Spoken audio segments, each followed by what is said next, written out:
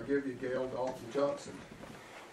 Thank you. First of all, I want to thank Sonny and Hardy for having me and putting out this really good meal, and inviting you, and thank you for coming tonight. Some of what I say tonight, it may not be quite what Hardy wants me to say, and I've struggled with that, as he knows I have. She's an independent woman. But I've tried to put it in a context that it doesn't come across negative, because I do not want to be negative.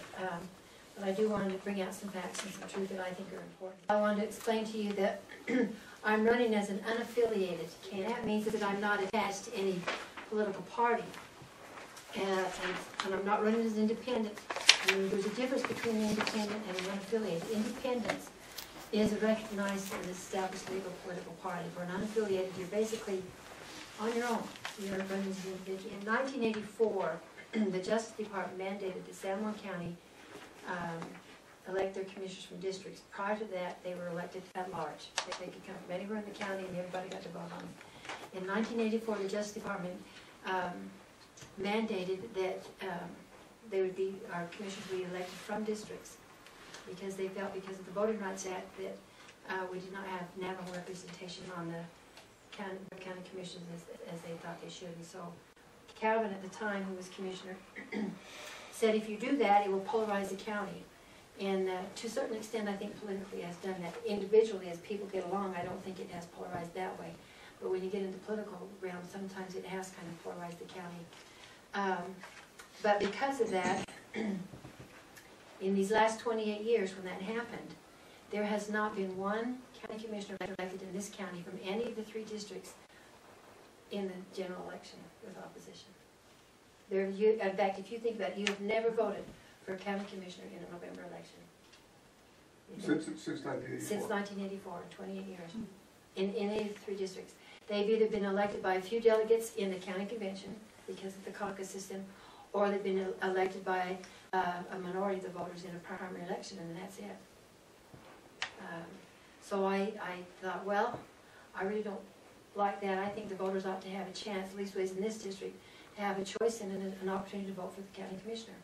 And so that's one of the reasons I chose to run unaffiliated.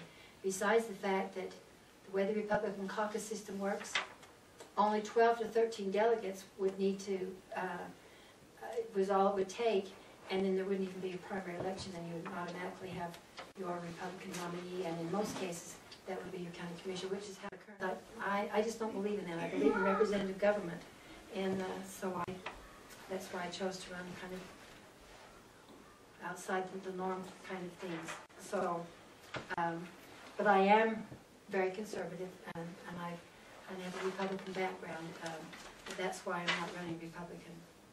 To run unaffiliated without the support of or the obligation to a political party required me to have signatures on petitions in order to have my name on the ballot. A lot of the signatures on the petitions came from LaSalle and Spanish Valley, which is one of the reasons I started the campaign season a little bit earlier, coming here first, because the people in Spanish Valley and LaSalle were so good at signing petitions. I wanted to come and to tell you thank you if any of you were signers of the petition or whatever, and to thank the volunteers who came out here and got those signatures as well. I think it's a really good opportunity for me to run, as Hardy's been trying to get me to run for office for a long time, and I finally caved in. But I think it's also a really good opportunity for the voters in this district to have a chance to vote for the county commissioner for the first time in 28 years.